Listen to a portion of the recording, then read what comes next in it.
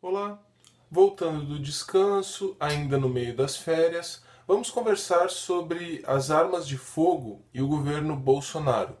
Vídeo especial sobre o Decreto 9.685, de 15 de janeiro de 2019. Na verdade, esse decreto promoveu alterações ao Decreto 5.123 de 2004, que, por sua vez, é o decreto que regulamentou a Lei 10.826 de 2003, também conhecida como Estatuto do Desarmamento, o famigerado Estatuto do Desarmamento. Bom, o link para todas as coisas que interessam, inclusive para o decreto de 2004, já atualizado por esse de 2019, você vai encontrar aqui na descrição.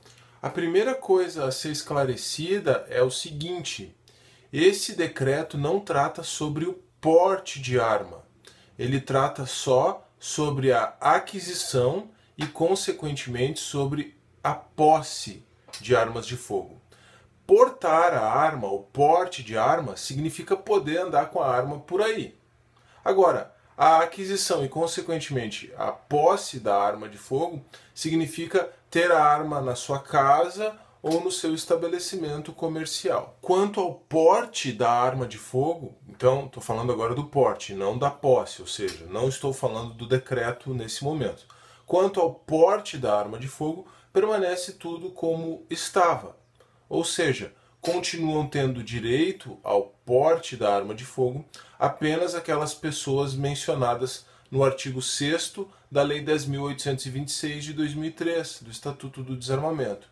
E as pessoas comuns não estão naquela lista.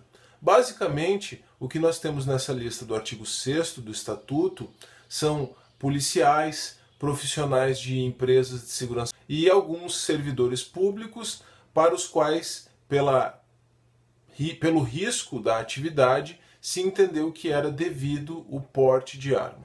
A grande mudança, então, a grande alteração promovida logo no começo do governo Bolsonaro diz respeito à possibilidade de aquisição e, consequentemente, do posse de arma de fogo. E aqui é importante também esclarecer que todos os requisitos, e aqui entre nós são vários, para que uma pessoa possa adquirir e ter a posse de uma arma de fogo, permanecem. O que houve foi apenas uma relativização do requisito contido no artigo 12, inciso 1, no inciso 1 do artigo 12 do Decreto 5.123 de 2004. O requisito que trata da necessidade de demonstrar a efetiva necessidade da aquisição da arma. A primeira grande alteração nesse sentido está no parágrafo 1º do artigo 12, alterado, que teve a sua redação alterada, né, por esse novo decreto. O parágrafo 1º do artigo 12 do primeiro decreto, do decreto 5.123 de 2004. A nova redação desse dispositivo estabelece a presunção da efetiva necessidade da arma de fogo para a segurança da pessoa que está, então, pretendendo adquirir a arma de fogo. O que significa essa presunção de efetiva necessidade? Significa que a pessoa que quer adquirir uma arma de fogo apenas alega que tem essa necessidade sem precisar comprovar. E aí, como se trata de uma presunção relativa, que admite prova em contrário, incumbe então a Polícia Federal comprovar que a pessoa não tem necessidade de adquirir a arma de fogo. É isso que decorre do estabelecimento dessa presunção no parágrafo 1º do artigo 12. Ainda nesse sentido, uma outra alteração muito importante está no parágrafo 7º do mesmo artigo 12, que estabelece hipóteses objetivas nas quais se considera presente a efetiva necessidade. O que se argumenta a partir dessa alteração é que, anteriormente, a verificação da efetiva necessidade era um ato discricionário da Polícia Federal. Ou seja, não havia requisitos objetivos e tudo dependia da subjetividade do agente público responsável pela concessão da autorização para a compra de arma de fogo. Agora, nesse caso, com a alteração do parágrafo 7º, com a inclusão do parágrafo 7º ao artigo 12 do decreto, como se tem hipóteses objetivas, então essa atividade da Polícia Federal passa a ser uma atividade vinculada. Deve-se apenas verificar se está presente a condição prevista na lei, aquela hipótese prevista na lei, e aí conceder-se a autorização para a compra, para a aquisição de arma de fogo e, consequentemente, para a posse da arma de fogo. Destaque especial a respeito desse parágrafo 7º do artigo 12 do decreto vai para os incisos 3, 4 e 5. Então, falando agora dos incisos 3, 4 e 5 do parágrafo 7º do artigo 12, agora o decreto estabeleceu que os residentes em área rural, as pessoas que moram em área rural, têm o direito de adquirir e de ter a posse de armas de fogo. E é óbvio que o MST já pirou com isso aqui, né? Além dos residentes em área rural, os donos ou representantes legais de estabelecimentos comerciais ou industriais também têm esse direito. E por fim, nós temos os residentes em áreas urbanas com altos índices de violência. E aqui a coisa fica bem interessante, porque o decreto considerou área urbana com alto índice de violência aquela localizada em estados com índices superiores no ano de 2016, com índice anual superior a 10 homicídios para cada 100 mil habitantes, segundo os dados contidos no Atlas da Violência de 2018, editado pelo IPEA e pelo Fórum de Segurança Pública. Sabe o que é interessante? Todos os estados do Brasil estão acima deste índice. O índice anual mais baixo é o do estado de Santa Catarina, que é de 10,9, ou seja, 10,9 homicídios para cada 100 mil habitantes. Você vai encontrar esses dados na página 26 do Atlas da Violência de 2018. Lembrando que o link para ele está aqui na descrição. Clique e dê uma conferida você mesmo. Então, aqui entre nós é o seguinte, tá? Basicamente, todo mundo que comprove os demais requisitos, calma que são muitos requisitos, eles continuam os mesmos, tá? Mas qualquer pessoa que comprove preencher os demais requisitos terá direito a comprar uma arma de fogo e ter a posse dela, né, manter essa arma de fogo na sua casa ou no seu estabelecimento comercial ou industrial. É isso. Claro, como se trata então de uma lista que estabelece um rol e uma atividade consequentemente vinculada, essa do parágrafo 7º do artigo 12, e como existe a presunção de necessidade estabelecida no parágrafo 1º do artigo 12, então a pessoa vai dizer em qual das hipóteses ela está preenchida, morador de área rural, morador de área urbana com alto índice de violência, etc. E aí vai incumbir a Polícia Federal demonstrar que a pessoa não tem necessidade daquela arma para sua segurança. Mas, basicamente, né, como ponto de partida, todo mundo vai ter direito, desde que preencha os demais requisitos, isso é importante frisar, para comprar e ter a posse de arma de fogo. E quais são esses demais requisitos do decreto que eu tenho mencionado ao longo do vídeo?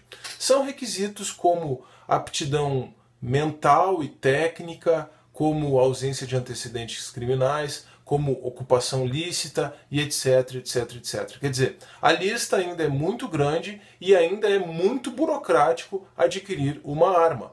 Então, não foi assim que realmente existe agora a possibilidade de que qualquer pessoa que resida em área urbana ou em área rural adquira uma arma, mas ela precisa preencher todos os demais requisitos e esses demais requisitos ainda são muito grandes, ainda tem muito requisito, a burocracia para a aquisição de uma arma de fogo e, consequentemente, para ter a posse, ainda é muito grande. Isso também é preciso ficar bastante claro. Só lembrando que o decreto não tratou do porte de arma de fogo. As pessoas não podem sair andando com arma de fogo por aí. Só aquelas pessoas previstas no artigo 6º do chamado Estatuto do Desarmamento. Então, para que se altere essa questão do porte, é necessário que haja alteração legislativa, tá? O decreto trata só da aquisição e da posse de arma de fogo. Mas, mesmo com essas alterações sobre a posse e a aquisição da arma de fogo, você imagina a treta que já está acontecendo aí na mídia e nas redes sociais. E eu quero ver mesmo como que a Polícia Federal vai entender essa sua atividade vinculada e essa obrigação que ela tem de demonstrar a ausência da efetiva necessidade, quer dizer, de ilidir, de afastar a presunção de necessidade. Quero ver como a Polícia Federal vai entender, quero ver como o Ministério Público e o Poder Judiciário vai entender essa alteração e quero ver especialmente como o STF vai entender essa alteração. Então isso aqui ainda pode dar muito pano para manga. E eu sei que você não perguntou, mas eu vou dar a minha opinião sobre o assunto. Como libertário, eu entendo que todas as pessoas têm o direito natural a ter e a, inclusive, portar a arma de fogo. É claro que a nossa lei não diz isso, mas o que é a nossa lei para o direito natural? Eu, particularmente, posso não querer ter arma de fogo, mas o Estado não tem nada a ver com isso, nem com a minha decisão de não ter, ou nem mesmo com a sua decisão de ter. Isso não é assunto para o Estado. O Estado não deve interferir na liberdade das pessoas e essa questão da posse ou do porte de armas de fogo é um aspecto da liberdade das pessoas a respeito do qual o Estado não deve interferir. Então, só aí você já vai entender por que para mim, toda essa confusão que você já deve estar vendo aí na mídia e nas redes sociais a respeito do assunto, ou pelo menos a grande parte dessa confusão, para mim é conversa de maluco. Ah, mas você não pode defender isso sendo um cristão. Bom, eu também não vou tratar sobre isso aqui, mas eu já tratei sobre isso, especialmente na época das eleições, em que se desenvolveu muito essa discussão, né, no meu outro canal, o Teodidatas, e eu vou deixar o link para o vídeo no qual eu trato sobre essa objeção aqui na descrição também. Mas eu não sou simplesmente um libertário, eu sou um libertário gradualista, ou seja, alguém que defende o aumento da liberdade das pessoas de forma gradual, ou a outra face da moeda, que na verdade é isso que significa o gradualismo, né? A diminuição do Estado de forma gradual até que ele seja efetivamente abolido. Bom, como um gradualista, então, eu devo reconhecer que essas alterações, embora tenham sido tímidas, foram alterações em direção à maior liberdade das pessoas. E por isso, apesar do decreto ser ainda muito tímido, apesar de ter muitas críticas dos dois lados, interessante é isso, né? O pessoal da direita está criticando porque achou que foi tímido demais. O pessoal da esquerda está criticando porque não pode liberar arma, etc. Né? Então, apesar de haver críticas dos dois lados, apesar do decreto não ser perfeito, e apesar de ainda ser muito burocrática a aquisição de uma arma de fogo, eu entendo que, considerando o cenário atual, esse decreto representa um avanço. Mas é evidente que ainda existe muito a caminhar em direção à liberdade. Se você aguentou até aqui, não se esqueça, por favor, de deixar o seu like, de se inscrever no canal, de compartilhar esse vídeo e de deixar o seu comentário. Um forte abraço e até a próxima.